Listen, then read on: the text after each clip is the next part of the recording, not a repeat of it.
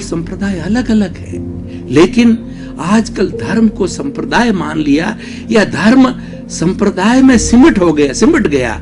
उसे लड़ाई झगड़े, टंटे, ब्लड शेल्स और जो जिससे कम्युनल जो है वो हार्मोनी डिस्टर्ब हो रही है, और सारी दुनिया में हाहाकार मचा हुआ है। ये धर्म को संप्रदाय मानने से हुआ है। ये एक फंडामेंटल मिस्टेक हो गई है। तो उसी कारण ये हो रहा है, और पूर्व में भी हुई है और आज भी होती जा रही है। तो हम सबसे पहले व्याख्या करेंगे कि धर्म क्या है और संप्रदाय क्या है, ये हमें समझना चाहिए।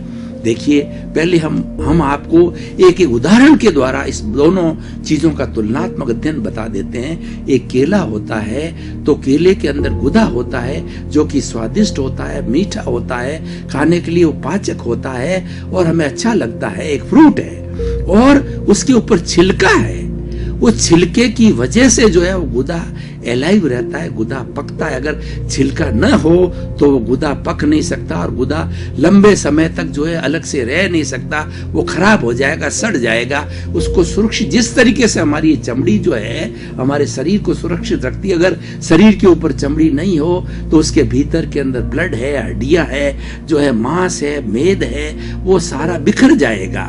और चमड़ी के बिना ये शरीर का ढांचा है वो ठीक नहीं रह सकता। तो एक तरीके से केले की जो चमड़ी है, उसका जो ऊपर का जो है छिलका है, वह संप्रदाय है, और जो भीतर गुदा है वो मीठा है, वह धर्म है।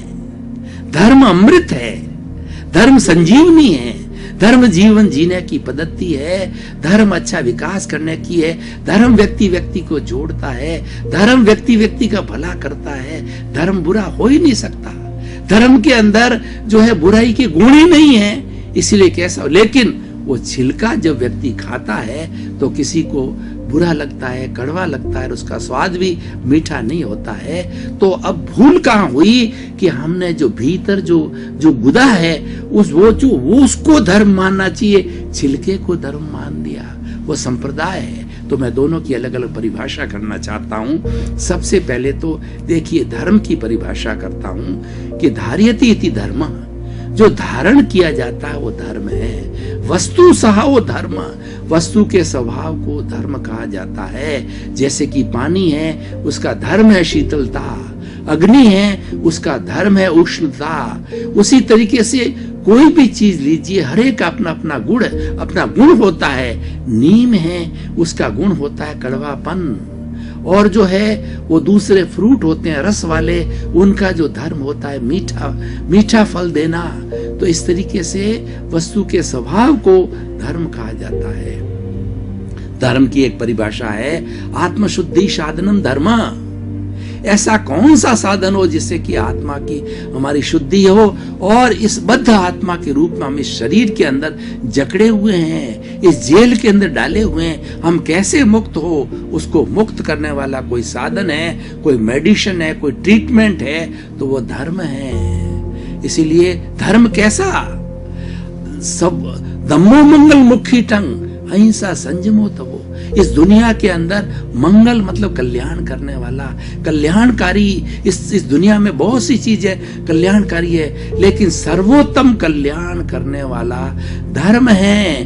कौन सा धर्म जो कि सर्वोत्तम कल्याण करता है, वह है अहिंसा संयमो तवो। अहिंसा, संयम और तप। अहिंसा सब भूय खेमं करी। अहिंसा प्राणी मात्र का भला करने वाली है, वह किसी का बुरा करती नहीं है, सर्व कल्याणकारी है, उसमें बुराई के गुण ही नहीं है। और संयम के लिए कहा जाता है कि अगर हम संकोच करना, हम कोई भी वस्तु होती है उसको खाने में, पीने में, बैठने में, उठने में, बोलने में संकोच करते हैं, उस पर नियंत्रण करते हैं, और नियंत्रण करके बोलते हैं।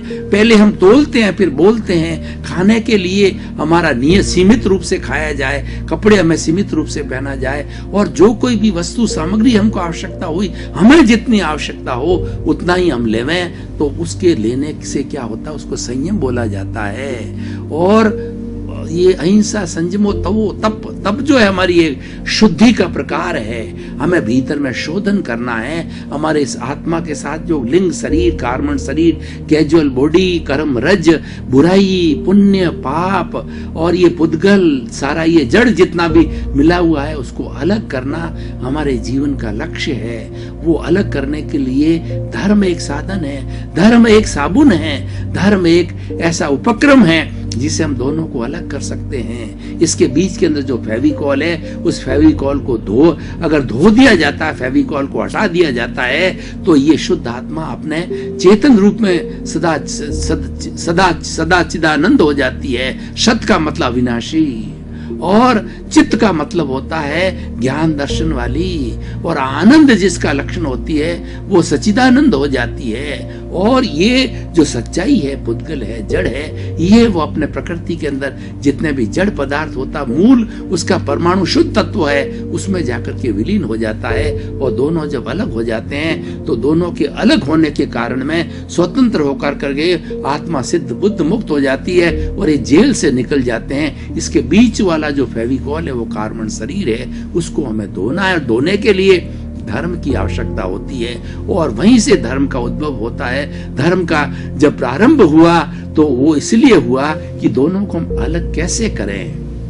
तो भाई और बहनों, दर्शकगण, श्रोतागण, ये धर्म की परिभाषा है। अब हम संप्रदाय की बात करते हैं। देखिए, मुंडे मुंडे मतिर भिन्ना, जितने व्यक्ति होते हैं उतनी सोच होती है, उतना दिमाग होता है, उनके शब्द होते हैं, उतनी बुद्धि होती है। तो मनुष्य, क्योंकि एक चेतन प्राणी है, तो हर मनुष्य एक जैसा होगा ये संभव नहीं है। जड़ के मामले में तो एक सा हो सकती है, जिसको कि अब मास प्रोडक्शन करते हैं। एक फैक्ट्री में एक तरह की चीज हम हजारों लाखों की तादाद के अंदर बना सकते हैं, लेकिन वो जड़ पदार्थ है। मनुष्य चेतन है, इसीलिए उसके क्या है कि भाव हर वक्त जो ऊपर नीचे होते रहते हैं, और वो भाव से विचार बनता है, विचार से आचार बनता है, आचार से जो व्यवहार बनता है, व्यवहार से व्यक्तित्व बनता है। जो चिंतनशील होता है वो प्राणी होता है, वो सारे एक जैसे नहीं हो सकते हैं। तो हर एक के व्यक्ति की अपना अपना इंटरेस्ट होता है, हर एक का अपना अपना एक पद्धति होती है जीने का, हर एक की अपनी एक आइडियोलॉजी होती है, हर एक के अपने जीवन के कुछ उसूल होते हैं, प्रिंसिपल होता है। किसी को कुछ अच्छा लगता है, किसी को कुछ अच्छा लगता है। तो इन अच्छा लगने के अलग अलग के कारण जो है अलग अलग संप्रदाय बन गए। यानी एक सिस्टम हुआ कि हम उस धर्म का पालन कैसे करें। धर्म तो एक ही है, लेकिन और उसको अध्यात्म और धर्म एक ही है। वैसे अध्यात्म का अर्थ होता है, अगर हम इस धर्म को अध्यात्म से जोड़ें तो और क्लैरिफिकेशन हो जाएगा। अध्यात्म अर्थ होता है भीतर की ओर जाना।